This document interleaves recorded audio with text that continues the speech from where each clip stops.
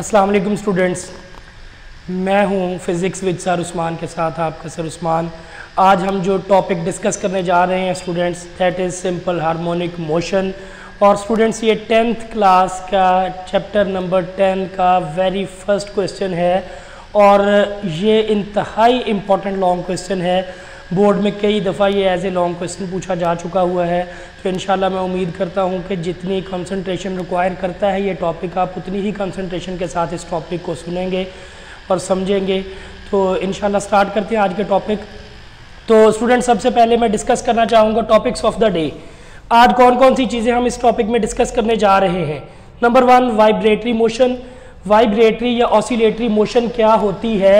And number 2, what is simple harmonic motion, and then we have to explain the simple harmonic motion with the example of horizontal mass spring system।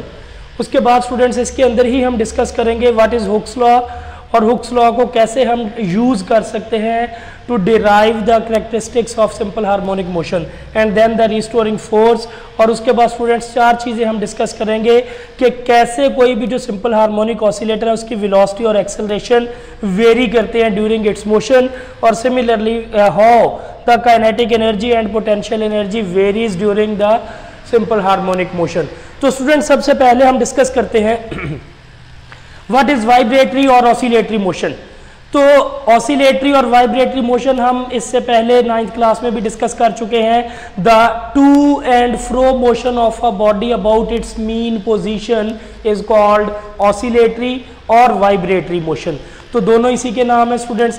To and फ्रो से मुराद है किसी भी body की एक मखसूस point के आगे पीछे या ऊपर नीचे कंसेक्यूटिव मोशन जो होती है बेटे, that is known as vibratory और ऑसिलेटरी मोशन। तो इसके लिए एक और भी डेफिनेशन की जाती है, एक और भी वर्ड यूज किया जाता है, back and forth motion.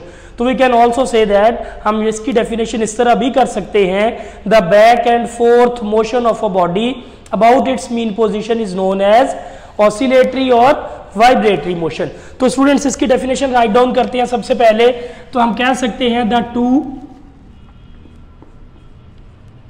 And fro motion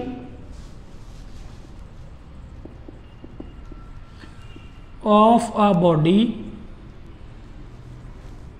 about its mean position, किसी भी बॉडी की अपनी मीन पोजीशन के आगे पीछे या ऊपर नीचे मोशन जो होती है students, that is known as vibratory और ऑसिलेटरी मोशन। तो इसके लिए मैंने आपको बताया कि we can also use another word. ये जो हमारे पास students to and fro motion है, इसकी जगह अगर हम टू की जगह यूज कर ले बैक और फ्रो की जगह यूज कर ले फोर्थ,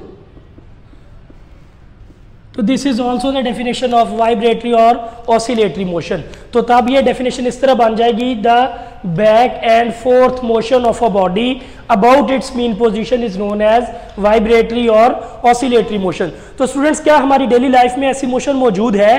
क्या हमने कभी देखा कि किसी भी बॉडी की मोशन जो है वो इस तरह की है? Yes, there are so many examples in our daily life. सबसे पहले तो आप पार्क्स वगैरह में जाते हैं खेलने के लिए शाम को, तो वहाँ सीसा आप देखते हैं जिसमें आप अपना वेट जो होता है उसका भी कंपैरिजन ड्रॉ करते हैं। सीसा, द मोशन ऑफ सीसा, जिसमें झूले की एक साइड पे एक बॉडी बैठ जाता है, दूसरी साइड पे दूसरा बॉडी रखते हैं, तो उनकी जो मोशन होती है that is about its mean position. Similarly students, हमारे पास the motion of a pendulum clock pendulum, clock के अंदर जो पेंडुलम लगा होता है उसकी मोशन भी अपनी ही मीन पोजीशन के आगे पीछे होती है, तो उसको भी हम नाम दे सकते हैं वाइब्रेटरी और ऑसिलेटरी मोशन का। फिर स्टूडेंट्स, सपोज फर्ज किया कि मेरे पास एक मास स्प्रिंग सिस्टम है, vertical mass spring system. Suppose ये ले लिया स्टूडेंट्स, ये एक फिक्स्ड पोर्ट है, ये इसके साथ एक स्प्रिंग है और ये इसके साथ मैंने एम मैस अटैच कर दिया। अगर इस मैस को मैं पकड़ के हल्का सा नीचे की तरफ ड्रैग करूं, खींचूं और छोड़ूं, तो आप देखेंगे कि ये बॉडी जो होगा ये अपनी मीन पोजीशन के ऊपर नीचे मोशन स्टार्ट कर देगा। This is also known as vibratory और ऑसिलेटरी मोशन। तो स्टूडेंट्स, एक बाउल ले लिया, अगर हम बाउल उसके अंदर एक छोटी सी बॉल प्लेस कर दे। बॉल का चूंकि जो बॉटम होता है वो कर्व्ड होता है, उसको अगर हम किसी एक साइड से हल्का सा इस तरह हिलाएंगे तो वो बॉल इस तरह मूव करेगा। उसके अंदर जो बॉल होगी that will starts to move oscillatory motion. वो जो बॉल होगी उसके अंदर वो ऑसिलेटरी मोशन स्टार्ट कर देगी, क्योंकि वो अपनी मीन पोजिशन के ऊपर नीचे या आगे पीछे मूव करना स्टार्ट हो गई है। तो student these are the examples. अगर हम इनको राइट डाउन करना चाहें तो इसमें हम कह सकते हैं कि एग्जाम्पल्स के अंदर क्लॉक पेंडुलम,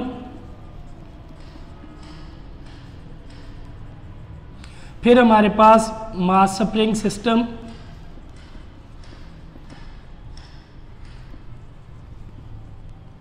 और ball and bowl,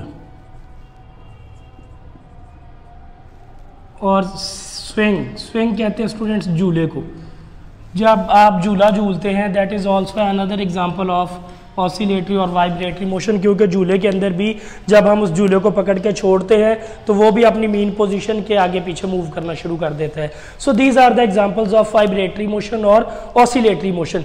but our today's topic of discussion is very very very important and that is SHM। Students हमने सिंपल हार्मोनिक मोशन स्टडी करना है। S stands for simple, H for harmonic and M for motion. तो what is simple harmonic motion? तो student simple harmonic motion जो है this is a special type of vibratory और oscillatory motion. हम oscillatory और vibratory motion को ही simple harmonic motion का नाम देंगे, लेकिन अगर इसके अंदर दो कैरेक्टरिस्टिक्स मौजूद हों, अगर ये दो रूल्स जो हैं इसके सिंपल हार्मोनिक मोशन को उनको ओबे करे, तो फिर हम ऑसिलेटरी और वाइब्रेटरी मोशन को ही किसका नाम दे देते हैं? सिंपल हार्मोनिक मोशन का।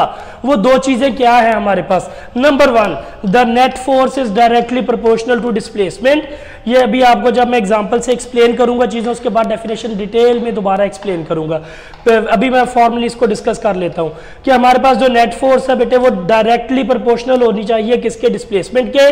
एंड नंबर टू, पहली बात तो ये कि ये जो डिस्प्लेसमेंट है हमारे पास this is directly proportional to, ये डायरेक्टली प्रोपोर्शनल किसके होना चाहिए? नेट फोर्स के। एंड नंबर टू, ये जो हमारे पास बॉडी होना चाहिए इसकी डायरेक्शन हमेशा किस तरफ होनी चाहिए? Towards mean position. Mean position की तरफ इसकी डायरेक्शन होनी चाहिए, यानी कि इसका जो डिस्प्लेसमेंट कवर हो रहा है बॉडी की जो डायरेक्शन होगी और ये जो नेट फोर्स इसके ऊपर लग रही है यही इसके डिस्प्लेसमेंट को कवर करवाने की वजह बनती है। इसी वजह से इस नेट फोर्स की जो डायरेक्शन होगी that is also always directed towards mean position, वो पीछे की तरफ होगी। अगर तो ये दो कंडीशन सेटिस्फाई हो रही हैं देन हम कह सकते हैं कि यही ऑसिलेटरी मोशन जो है this is called simple harmonic motion. तो ये दोनों कंडीशंस मैं at the end of the topic detail में डिस्कस करूंगा जब हम ये रिलेशन डिराइव कर चुके होंगे। तो स्टूडेंट सबसे पहले आज हम इसको एक्सप्लेन करेंगे, motion of simple harmonic motion को एक्सप्लेन करेंगे with the help of motion of mass attached to a spring. तो यहां देखिए हमारे पास तीन डायग्राम स्टूडेंट्स मैंने ड्रॉ किए हैं according to book. Number one, ये हमारे पास पहली डायग्राम है जिसके अंदर ये हमारे पास एक हॉरिजॉन्टल स्मूथ सरफेस है। ये सरफेस फ्रिक्शनलेस है, इसके ऊपर किसी किस्म की कोई रगड़ मौजूद नहीं है। तो स्टूडेंट ये एम मास है जो मैंने इस स्प्रिंग के साथ अटैच कर दिया है और ये ओ इसका ओरिजिन है जहां पर ये मौजूद है। अब स्टूडेंट देखें जब मैं इसके ऊपर एफ एक्सटर्नल फोर्स अप्लाई करूंगा, इस पॉइंट के ऊपर एफ एक्सटर्नल अप्लाई नहीं हुई। अब नेक्स्ट पॉइंट में हमारे पास जब इस पॉइंट के ऊपर हमने एफ एक्सटर्नल अप्लाई की तो ये बॉडी मूव करके ओ से लेके कहां तक पहुंच गया? ए तक। यानी कि एक्सटर्नल फोर्स, बाहर से मैं इसके ऊपर एक एक्सटर्नल फोर्स अप्लाई करूंगा और ये एक्सटर्नल फोर्स की मदद से ओ से लेके ए तक डिस्टेंस कवर करेगा। और ये जब ओ से लेके ए तक जाएगा तो ये जितना डिस्टेंस कवर हो रहा है हम इसको स्टूडेंट्स नाम देंगे एक्स का। And this distance is due to F external, ये हमारे पास एक्सटर्नल फोर्स की मदद से है, की वजह से है। लेकिन आप देखेंगे कि जैसे ही इस पॉइंट के पर पहुंचने के बाद मैं इस एम मास को रिलीज करूंगा, छोड़ूंगा, पीछे की तरफ पुश नहीं करूंगा। I just release this object, मैं जस्ट इस ऑब्जेक्ट को छोड़ दूंगा, then this object will comes back towards its initial position. ये ऑब्जेक्ट जो होगा हमारे पास ये वापस अपनी मीन पोजीशन की तरफ ट्रेवल करना शुरू कर देगा और ये जो मोशन होगी इस ऑब्जेक्ट की towards the mean position, this is due to restoring force. ये रीस्टोरिंग फोर्स की वजह से होगी। और स्टूडेंट्स इस रीस्टोरिंग फोर्स को ही हम इनर्शिया का नाम भी दे सकते हैं। तो ये बॉडी के अंदर जो इनर्शिया मौजूद है उसी की वजह से इसके अंदर रीस्टोरिंग फोर्स एक्ट होगी, और उसी रीस्टोरिंग फोर्स की वजह से बॉडी जो है ये अपनी इस एक्सट्रीम पोजीशन से वापस मीन की तरफ ट्रेवल करेगा। तो क्या ये ऑब्जेक्ट मीन पर पहुंचने के बाद रुक जाएगा? ओ नेवर। न्यूटन ने हमें बताया कि action is always equal to reaction in magnitude but always opposite in direction. ये एक्शन था हमारे पास जो एफ एक्सटर्नल थी, रिएक्शन के तौर पे रीस्टोरिंग फोर्स इसको वापस ट्रेवल करवाएगी, और ये ओरिजिन से उतना ही इस तरफ ट्रेवल करेगा जितना ये फॉरवर्ड डायरेक्शन में गया होगा। तो इट मीन स्टूडेंट्स अगर देखें इस ओ से ये पीछे आ रहा है ए प्राइम तक, तो ए ओ से लेके ए तक को अगर हमने एक्स का नाम दिया था तो ओ से लेके ए प्राइम तक इसका नाम जो होगा डिस्टेंस का दैट इज माइनस एक्स। ये हमारे पास माइनस एक्स डिस्प्लेसमेंट हो गया स्टूडेंट्स। तो ये हमारे पास डायग्राम है। इस डायग्राम के कॉन्सेप्ट को यूज करके we have to derive a condition for simple harmonic motion. और यहां पर एक चीज देखें, यहां एक चीज हमें नजर आ रही है कि ये जो स्प्रिंग होगा it is an elastic object. ये एक इलास्टिक ऑब्जेक्ट है, और हमने पढ़ा है हुक्स लॉ जो होता है जब भी किसी इलास्टिक ऑब्जेक्ट के ऊपर अप्लाई किया जाता है तो स्टूडेंट्स जो चीज हम इसके ऊपर अप्लाई करते हैं जिसको हमने यहाँ एक्सटर्नल फोर्स का नाम दिया है, वैसे हम इसको स्ट्रेस का नाम भी दे सकते हैं। तो ये जो स्ट्रेस होगी this is always directly proportional to strain, लेकिन हमारे केस में हमने इसको स्ट्रेस नहीं बल्कि किसका नाम दिया है, एफ का, फोर्स का। और ये जो चीज कवर हो रही है, जो चेंज आ रही है, this is known as displacement. तो स्टूडेंट्स हम कह सकते हैं कि Hooke's law states that, Hooke's law हमें यहां पर यह बताएगा कि जो डिस्प्लेसमेंट है that is directly proportional to force. ये दोनों तरह अप्लाई कर सकते हैं। अगर हम यहां से लेके यहां तक हुक्स लॉ अप्लाई करेंगे तो हम इसकी डेफिनेशन करेंगे external force is directly proportional to displacement. और अगर हम इस केस में हुक्स लॉ को डिफाइन कर रहे हैं then we can say that the restoring force is directly proportional to displacement of the object. तो स्टूडेंट्स यहां पर जो हम बात करने जा रहे हैं, रिलेशन डिराइव करने जा रहे हैं, तो हम यहाँ पर रीस्टोरिंग फोर्स की मदद से हुक्स लॉ अप्लाई करेंगे। तो Hooke's law states that force जो है हमारे पास this is directly proportional to displacement. तो देखिए ये रीस्टोरिंग फोर्स है, रीस्टोरिंग फोर्स की वजह से कितना डिस्प्लेसमेंट कवर कर रहा है, माइनस एक्स। और हम जानते हैं स्टूडेंट्स फिजिक्स के अंदर जब भी हमें प्रोपोर्शनैलिटी साइन को खत्म करना होता है we have to introduce two things, number one equal sign and number two constant of proportionality. यहां जो हमारे पास कांस्टेंट ऑफ प्रोपोर्शनैलिटी है दैट इज के। तो रिलेशन क्या बन गया, F is equals to minus K X. ये हमारे पास रिलेशन बन गया स्टूडेंट्स। अगर मैं यहां से व्हाट इज के को डिफाइन करना चाहूं कि के हमारे पास क्या है, तो ये जो के है हमारे पास this is known as spring constant. ये स्प्रिंग कांस्टेंट है। अगर स्टूडेंट्स हमें स्प्रिंग कांस्टेंट की डेफिनेशन करनी पड़ जाए तो के इधर रहेगा, एक्स इधर आके क्या हो जाएगा, डिवाइड हो जाएगा। We are just defining the spring constant, इसलिए मैंने यहाँ पर नेगेटिव साइन को इग्नोर कर दिया है। तो हम स्प्रिंग कांस्टेंट की डेफिनेशन अगर आपको पेपर में आती है then how you have to define it. आप इसको कैसे डिफाइन करेंगे, आप इसको डिफाइन करेंगे it is the ratio of force and displacement. तो स्टूडेंट्स फोर्स और डिस्प्लेसमेंट की जो रेशियो होती है that is known as spring constant. और इसका अगर मैं यूनिट लिखूं तो फिर क्या यूनिट बनेगा, तो फोर्स का यूनिट होता है हमारे पास न्यूटन और डिस्प्लेसमेंट का यूनिट होता है हमारे पास metre. So its unit becomes newton per metre. तो यहाँ पर स्टूडेंट्स हमारे पास ये जो इक्वेशन 1 डिराइव हुई थी which is F is equals to minus K X, इसको हमने इक्वेशन नंबर 1 का नाम दे दिया। यहीं से हम स्प्रिंग कांस्टेंट को भी डिफाइन कर सकते हैं। लेकिन हम जानते हैं according to Newton second law of motion F हमारे पास हमेशा किसके इक्वल होता है, F is equals to M A. तो स्टूडेंट्स अगर मैं इसको इक्वेशन नंबर 2 का नाम दे दूं तो हमारे पास देखिए इक्वेशन 1 और 2 दोनों की लेफ्ट हैंड साइड सिमिलर है, तो हम राइट हैंड साइड को भी इक्वेट कर सकते हैं। तो हम यहां से अगर ये लिखें इक्वेटिंग या कंपेयरिंग इक्वेशन 1 एंड 2, इक्वेशन 1 और 2 को स्टूडेंट्स हम कंपेयर करना चाह रहे हैं। तो इक्वेशन 1 क्या है हमारे पास, माइनस के एक्स, और इक्वेशन 2 क्या है, M A.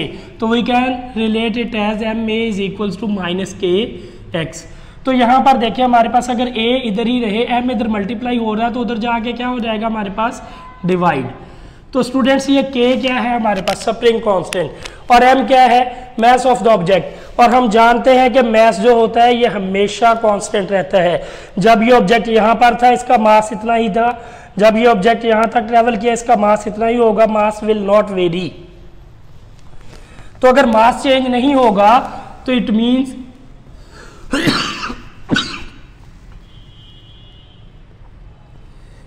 It is the ratio of two constants.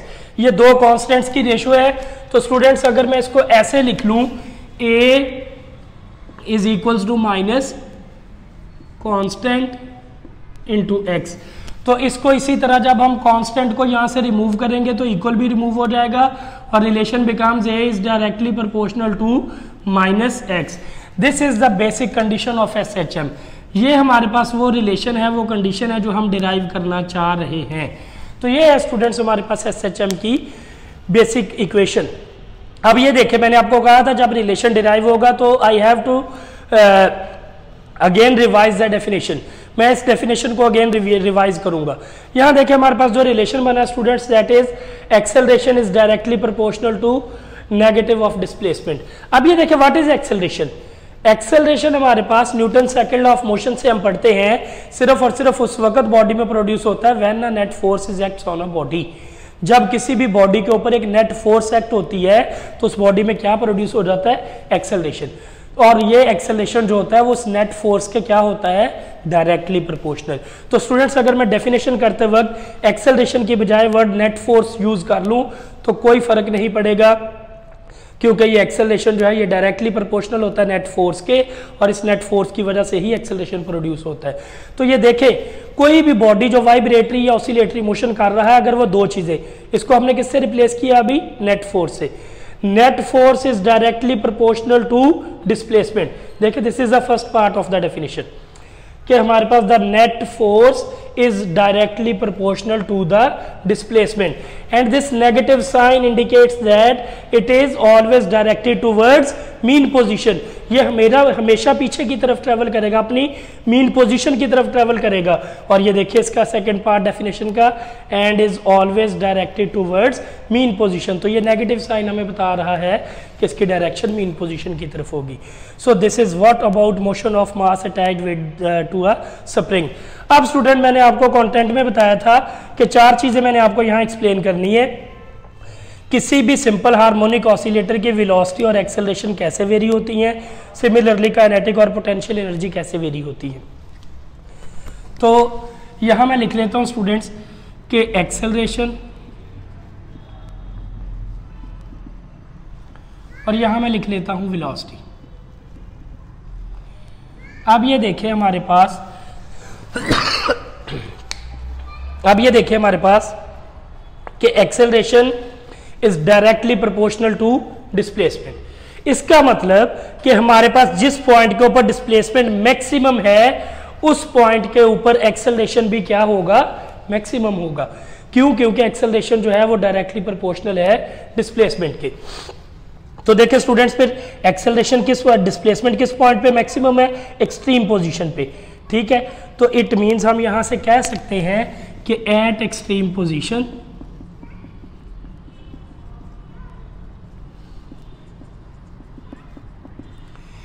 Position के ऊपर एक्सेलरेशन क्या होगा, मैक्सिमम।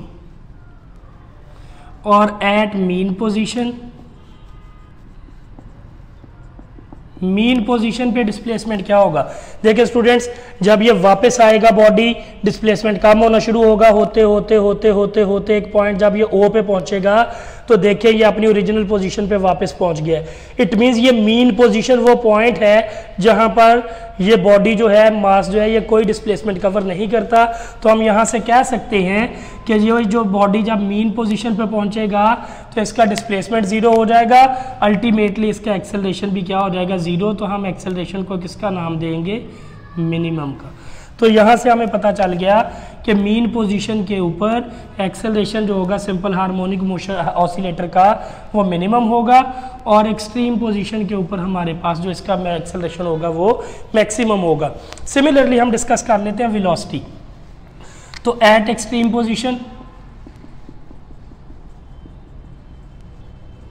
एक्सट्रीम पोजीशन के ऊपर देखिए स्टूडेंट्स, जब हम इस बॉडी को ट्रैवल करवाएंगे, जाता जाएगा, ट्रैवल करता जा रहा है विद सम वेलोसिटी, चलते चलते चलते चलते, जब ये अपनी मैक्सिमम एक्सट्रीम पोजीशन पे पहुंचेगा तो वहां it would have to stop for a while. ये अपनी एक्सट्रीम पोजीशन पे पहुंच के एक लम्हे के लिए रुकेगा और फिर अपनी बैकवर्ड मोशन स्टार्ट करेगा। इट मींस एक्सट्रीम पोजीशन पे पहुंच के इसको रुकना होता है, इस वजह से इसकी वेलोसिटी क्या हो जाती है, 0। तो हम यहाँ लिखेंगे कि एक्सट्रीम पोजीशन के ऊपर इसकी वेलोसिटी क्या आ गई, 0, एंड दैट इज मिनिमम। ये मिनिमम आ गई। और इसी तरह एट, इसको जब हम एक्सट्रीम की बजाय मीन पोजीशन की बात करेंगे तो स्टूडेंट्स देखें, हमारे पास जो सिंपल हार्मोनिक मोशन ऑसिलेटर होता है, जब उसको एक्सट्रीम पोजीशन से छोड़ा जाता है तो उसकी वेलोसिटी इंक्रीज होना शुरू हो जाती, होते होते होते होते होते, चूंकि इस ऑब्जेक्ट ने ओ पोजीशन के ऊपर आके रुकना नहीं होता बल्कि वापस इस डायरेक्शन में ट्रेवल करना होता है। इट मींस मीन पोजीशन वो पॉइंट होता है जिसके ऊपर इसकी वेलोसिटी इंक्रीज होते होते होते होते मैक्सिमम हो जाती है। तो इसका मतलब हुआ कि हमारे पास जब हम इसको डिस्कस करेंगे वेलोसिटी को मीन पोजीशन के ऊपर, then its velocity should be maximum. तो इसकी वेलोसिटी क्या हो जाएगी, मैक्सिमम हो जाएगी। तो ये 4 चीज़ें स्टूडेंट्स आपने याद रखनी है, and you have to write all these things in your answer sheet whenever this question should be asked in your exam। जब भी ये क्वेश्चन आपको एग्जाम में पूछा जाता है आपको ये चारों चीज़ें एक्सप्लेन करनी है। तो उम्मीद करता हूँ आपको ये चीज़ समझ आ गई होगी कि किस किस पॉइंट के ऊपर इसकी वेलोसिटी मिनिमम है और किस पे मैक्सिमम, सिमिलरली किस पॉइंट पे एक्सेलरेशन मिनिमम है और एक्सेलरेशन मैक्सिमम। यहाँ मैं एक चीज़ और एक्सप्लेन करना चाहूँगा। अक्सर स्टूडेंट क्वेश्चन करते हैं कि सर एक्सेलरेशन एक्सट्रीम पे कैसे मैक्सिमम हो गया, तो मैं इसकी एक और एक्सप्लेनेशन यहाँ पर देना चाहूँगा। Acceleration is something which is called change in velocity. देखिए मैंने आपको बताया कि जब ये बॉडी चल रहा था, चलते चलते इसकी वेलोसिटी है, ये सम वेलोसिटी से मूव करते करते करते करते जैसे ही एक्सट्रीम पोजीशन पे पहुंचता है तो इसकी वेलोसिटी एक लम्हे के लिए क्या हो जाती है, 0। इट मींस कि इसकी वेलोसिटी चेंज हो रही है। जब वेलोसिटी चेंज होगी then what should be produced, acceleration. तो इसका मतलब है कि एक्सट्रीम पोजीशन पे पहुंचते, जैसे ही बॉडी एक्सट्रीम पोजीशन पे पहुंचता है इसका एक्सेलरेशन क्या हो जाता है, मैक्सिमम, क्योंकि rate of change of velocity maximum हो जाता है। No students, last thing which I have to explain here is, यहाँ पर हमारे पास जो आखिरी चीज़ रह गई एक्सप्लेन करने वाली, that is the variation in kinetic and potential energy. तो स्टूडेंट्स यहाँ हमारे पास, मैं इस तरफ लिख लेता हूँ काइनेटिक एनर्जी और इस तरफ लिख लेता हूँ पोटेंशियल एनर्जी। तो यहाँ उम्मीद करता हूँ कि आपको इस बात से की समझ आ गई होगी जो प्रीवियस पॉइंट मैंने आपको बताया। देखिए काइनेटिक एनर्जी क्या होती है, किसी भी बॉडी की energy due to its motion. जब वो बॉडी मोशन में होता है उसकी एनर्जी को हम किसका नाम देते हैं, काइनेटिक एनर्जी का। और पोटेंशियल क्या होती है, किसी भी बॉडी की energy due to its position, position की वजह से। तो मैं अक्सर बच्चों को कहता होता हूँ कि आप बेटे अपने हिंट के तौर पे P for potential energy and P for position, आप ये हिंट याद रख सकते हैं कि जब भी किसी बॉडी की स्पेसिफिक पोजीशन है तो इट मीन्स उसकी पोटेंशियल एनर्जी है। तो यानी कि अब ये देखिए पोजीशन कब होती है स्टूडेंट्स, जब वो बॉडी रेस्ट में हो। तो सिंपल हार्मोनिक मोशन के दौरान बॉडी की रेस्ट यानी कि वेलोसिटी 0 किस पॉइंट पे होती है, अभी हमने डिस्कस किया था। वेलोसिटी 0 इसकी होती है एट एक्सट्रीम पोजीशन। तो इसका मतलब एक्सट्रीम पोजीशन पे वेलोसिटी एक लम्हे के लिए 0 होती है। उस लम्हे ये बॉडी पोजीशन में होता है, उस लम्हे इसकी सारी की सारी एनर्जी कौन सी बन जाती है, पोटेंशियल एनर्जी। तो हम लिखेंगे कि पोटेंशियल एनर्जी जो होगी वो क्या होगी, मैक्सिमम। कहाँ पर, eight extreme position. Extreme position के ऊपर पोटेंशियल एनर्जी हमारे पास मैक्सिमम, क्योंकि वो रेस्ट में हो जाएगा एक लम्हे के लिए। सिमिलरली जब ये वापस पीछे की तरफ ट्रेवल करता है और मीन पोजीशन पे पहुंच के ये फुल स्पीड, फुल तेजी के साथ यहाँ से गुजर जाता है। हम पढ़ चुके हैं कि मीन पोजीशन पे वेलोसिटी मैक्सिमम है, इसका मतलब नो पोजीशन हियर, यहाँ पर इसकी पोजीशन नहीं होगी। तो हम स्टूडेंट्स यहाँ डिस्कस करेंगे कि पोटेंशियल एनर्जी क्या होगी। पोटेंशियल एनर्जी हमारे पास मीन पोजीशन के ऊपर क्या हो जाएगी, मिनिमम, यानी कि 0 एट मीन पोजीशन।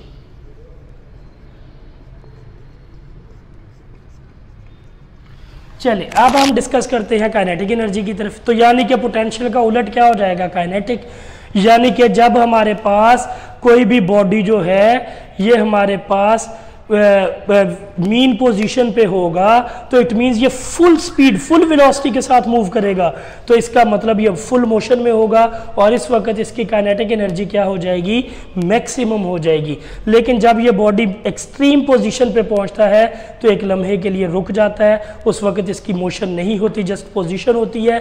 तो एक्सट्रीम पोजीशन पे काइनेटिक एनर्जी क्या हो जाएगी, जीरो, और मीन पोजीशन पे काइनेटिक एनर्जी क्या हो जाएगी, मैक्सिमम। तो स्टूडेंट्स हम इसको राइट डाउन करते हैं। काइनेटिक एनर्जी जो है दिस इज मैक्सिमम, ये मैक्सिमम होगी कहां, एट मीन पोजीशन। और काइनेटिक एनर्जी जो है दिस इज मिनिमम, ये मिनिमम कहां होगी हमारे पास स्टूडेंट्स, एट एक्सट्रीम पोजीशन, क्योंकि वहां पर हमारे पास बॉडी एक लम्हे के लिए रुक जाता है। तो ये स्टूडेंट्स हमारे पास कैरेक्टरिस्टिक्स ऑफ एसएचएम भी है कि किस पॉइंट के ऊपर काइनेटिक मैक्सिमम, किस पॉइंट के ऊपर पोटेंशियल मैक्सिमम, किस पॉइंट पे काइनेटिक मिनिमम, किस पॉइंट पे potential minimum. So students all of these things should have to write in your exam if this question should be asked. तो आपने इस क्वेश्चन को अच्छे से समझना है, अच्छे से लिखना है। और अब चूंकि स्मार्ट सिलेबस के मुताबिक चैप्टर रिड्यूस हो गया है, सो मेरे एक्सपीरियंस के मुताबिक students this is the only long question present in the first chapter. पहले चैप्टर में ये एक ही लॉन्ग है जो डिस्कस किया जा सकता है। इसका एक पार्ट और बन सकता है with the help of simple pendulum. हमें मास स्प्रिंग सिस्टम की बजाय सिंपल पेंडुलम की जो एग्जाम्पल है उससे एक्सप्लेन करना आ सकता है। तो मैं वो टॉपिक डिस्कस करूंगा अपने नेक्स्ट लेक्चर में। तो आज के टॉपिक के लिए स्टूडेंट्स इतना ही, उम्मीद करता हूँ आपको समझ आई होगी। तो अगर आपको फिर भी किसी किस्म का कोई मसला हो सके, इनके ऊपर मेरा नंबर आ रहा है और आप कमेंट बॉक्स में भी किसी भी चीज़ को पूछ सकते हैं। Thank you very much students, अल्लाह हाफिज़।